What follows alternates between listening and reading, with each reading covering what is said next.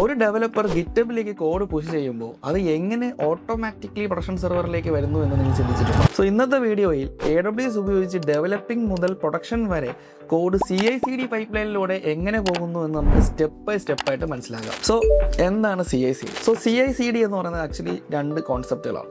Okay, CI എന്ന് പറയുന്നത് continuous integration, അതായത് മൾട്ടിപ്പിൾ ഡെവലപ്പേഴ്സ് എഴുതുന്ന കോഡുകൾ കണ്ടിന്യൂസ്ലി ഇൻ്റഗ്രേറ്റ് ചെയ്ത് ടെസ്റ്റ് ചെയ്യുന്നു.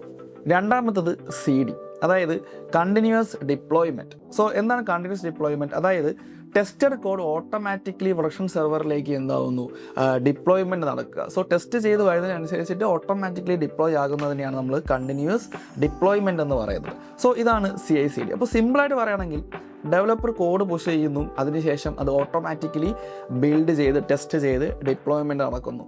സോ ഇതാണ് CI/CD. സോ മാനുവൽ വർക്ക് ഇവിടെ ഓൾമോസ്റ്റ് സീറോയാണ്. കാരണം ഇൻ ബിറ്റ്വീൻ ഇവിടെ മാനുവലായിട്ട് ഒന്നും ചെയ്യേണ്ടതായിട്ടില്ല, എല്ലാം ഓട്ടോമാറ്റിക്കലിയാണ് നടക്കുന്നത്. സോ അതുകൊണ്ടാണ് ഡെവോപ്സിൻ്റെ ഒരു വർക്ക് ഫ്ലോ ബാക്ക് ബോൺ തന്നെ എന്താണെന്ന് പറയാം, നമുക്ക് CI/CD ആണെന്ന് പറയാം. സ്റ്റെപ്പ് 1. സോ പൈപ്പ് ലൈൻ സ്റ്റാർട്ടാകുന്ന ആദ്യ സ്റ്റെപ്പ് എന്ന് പറയുന്നത് ഡെവലപ്പർ കോഡ് പുഷ് ചെയ്യുന്നതാണ്. സോ യൂഷ്വലി ഗിറ്റ്ഹബ്, ഗിറ്റ്ലാബ്, ബിറ്റ്ബക്കറ്റ് പോലെയുള്ള പ്ലാറ്റ്ഫോംസാണ് ഇതിനായിട്ട് യൂസ് ചെയ്യുന്നത്. സോ ഡെവലപ്പർ കമാൻഡ്സ് റൺ ചെയ്യുന്നു, അതായത് git add, git commit, git push പോലുള്ള കമാൻഡ്സ് റൺ ചെയ്ത് കോഡ് പുഷ് ചെയ്യുന്നു. സോ ഈ ഒരു ഗിറ്റ് പുഷ് ഇവൻറ്റ് ഡിറ്റക്ട് ചെയ്ത ഉടനെ നമ്മുടെ പൈപ്പ് ലൈൻ ഓട്ടോമാറ്റിക്കലി ട്രിഗർ ആവും. സോ AWSൽ ഇത് വെബ് ഹുക്ക് മെക്കാനിസം വഴിയാണ് വർക്ക് ചെയ്യുക. So next step AWS code പൈപ്പ് ലൈനിലാണ് വരുന്നത്. സോ നേരത്തെ ഡെവലപ്പർ കോഡ് പുഷ് ചെയ്യുന്നു, പൈപ്പ് ലൈൻ സ്റ്റാർട്ട് ആകുന്നു എന്ന് പറഞ്ഞു. സോ ഇവിടെയാണ് AWS കോഡ് പൈപ്പ് ലൈൻ വരുന്നത്. So it's A fully managed CI/CD service from AWS. So റെപ്പോസിറ്ററിയിൽ പുതിയ കമ്മിറ്റ് വന്നതായി ഡിറ്റക്ട് ചെയ്താൽ പൈപ്പ് ലൈൻ ഓട്ടോമാറ്റിക്കലി സ്റ്റാർട്ട് ചെയ്യും. സോ അതായത് AWS പറയും പുതിയ കോഡ് വന്നിട്ടുണ്ട്, സോ നിങ്ങൾക്ക് ബിൽഡ്, ടെസ്റ്റ്, ഡിപ്ലോയ്മെൻറ്റ് പ്രോസസ്സുകൾ സ്റ്റാർട്ട് ചെയ്യാമെന്ന് AWS പറയുന്നു. സോ ഇതിന് ഡെവലപ്പർ മാനുവൽ ലോഗിൻ ചെയ്യേണ്ട കാര്യം പോലും ഇല്ല. ഇത് ഓട്ടോമാറ്റിക്കലി ഡിറ്റക്ട് ചെയ്ത് ഓട്ടോമാറ്റിക്കലി തന്നെ എന്ത് ചെയ്തോളും, ബിൽഡും ടെസ്റ്റും ഡിപ്ലോയ്മെൻറ്റ് പ്രോസസ്സുകൾ AWS കോഡ് പൈപ്പ് ലൈൻ തന്നെ ചെയ്തോളും. സോ അടുത്ത സ്റ്റേജാണ് ബിൽഡ് സ്റ്റേജ്. സോ ഇവിടെ നമ്മൾ യൂസ് ചെയ്യുന്നത് AWS കോഡ് ബിൽഡാണ്. സോ AWS കോഡ് ബിൽഡ് ഉപയോഗിച്ച് നിങ്ങൾക്ക് കോഡ് കമ്പൈൽ ചെയ്യാം, ഡിപ്പെൻഡൻസീസ് ഇൻസ്റ്റാൾ ചെയ്യാം, ഓട്ടോമേറ്റഡ് ടെസ്റ്റ് റണ്ണുകൾ നിങ്ങൾക്ക് നടത്താം. സോ അത് മാത്രമല്ല, ഡോക്കർ ഇമേജ് ആണെങ്കിൽ അത് നിങ്ങൾക്ക് ഡോക്കർ ആപ്ലിക്കേഷൻ ഉപയോഗിച്ച് ബിൽഡ് ചെയ്യാം. സോ ഇതൊക്കെ build spec.yml എന്നൊരു ഫയലിൽ സ്റ്റോർ ചെയ്യുന്നു. So for example npm install, npm test, Docker build, Docker push. So ഇതൊക്കെ റൺ ചെയ്ത് എല്ലാം സക്സസ്ഫുൾ ആവുകയാണെങ്കിൽ ഇതിനെ ഒരു റെഡി ടു ഡിപ്ലോയ് ആർട്ടിഫാക്റ്റ് ആയിട്ട് ജനറേറ്റ് ചെയ്യുന്നു. സോ അടുത്ത സ്റ്റെപ്പാണ് സ്റ്റോർ ആർട്ടിഫാക്റ്റ്. സോ ബിൽഡ് കഴിഞ്ഞ ശേഷം ജനറേറ്റഡ് ഫയൽസ് സംവെയർ സേഫ് ആയിട്ട് സ്റ്റോർ ചെയ്യണം.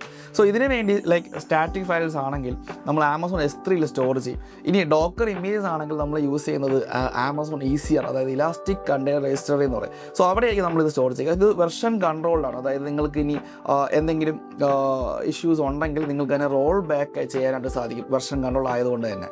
ഓക്കെ, അപ്പോൾ ഇതാണ് നമ്മൾ അടുത്ത സ്റ്റെപ്പ് എന്ന് പറയുന്നത്. അടുത്ത സ്റ്റേജാണ് ഡിപ്ലോയ്മെൻറ്റ് സ്റ്റേജ്. സോ ഇവിടെ നമ്മൾ യൂസ് ചെയ്യുന്നത് AWS കോഡ് ഡിപ്ലോയ് ആണ് യൂസ് ചെയ്യുന്നത്. സോ ഈ ആർട്ടിഫാക്ട്, നേരത്തെ ജനറേറ്റ് ചെയ്ത ഒരു ആർട്ടിഫാക്റ്റ് നമുക്ക് പ്രൊഡക്ഷൻ സെർവറിലേക്ക് പുഷ് ചെയ്യുന്ന ജോലിയാണ് കോഡ് ഡിപ്ലോയ് ചെയ്യുന്നത്.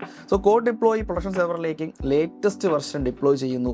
സോ ഇതിൻ്റെ ടാർഗറ്റ്, ഡിപ്ലോയ്മെൻറ്റ് ടാർഗറ്റ് എന്ന് പറയുന്നത് ചിലപ്പോൾ EC2 ഇൻസ്റ്റൻസുകളായിരിക്കാം, അതല്ലെങ്കിൽ ECS കണ്ടെയ്നേഴ്സ് ആയിരിക്കാം, ഇനി അതും അല്ലെങ്കിൽ ചിലപ്പോൾ ലാംഡ ഫംഗ്ഷൻസ് ആയിരിക്കാം. സോ ഇതിൽ ഏതിലേക്ക് വേണമെങ്കിലും AWS കോഡ് ബിൽഡിന് പുഷ് ചെയ്യാവുന്നതാണ്. സോ ഡിപ്ലോയ്മെൻറ്റ് സമയത്ത് ജനറലി 3 സ്റ്റെപ്സ് ഉണ്ടായിരിക്കും. അതായത് ഓൾഡ് വെർഷൻ സ്റ്റോപ്പ് ചെയ്യും, ന്യൂ വെർഷൻ ഡിപ്ലോയ് ചെയ്യും, പിന്നെ നമ്മൾ സെർവർ റീസ്റ്റാർട്ട് അല്ലെങ്കിൽ കണ്ടെയ്നർ അപ്ഡേറ്റ് ചെയ്യും. സോ ഇപ്പോൾ ആപ്ലിക്കേഷൻ പുതിയ വെർഷൻ ആയിരിക്കും റൺ ചെയ്യുക. So the next step is testing and validation.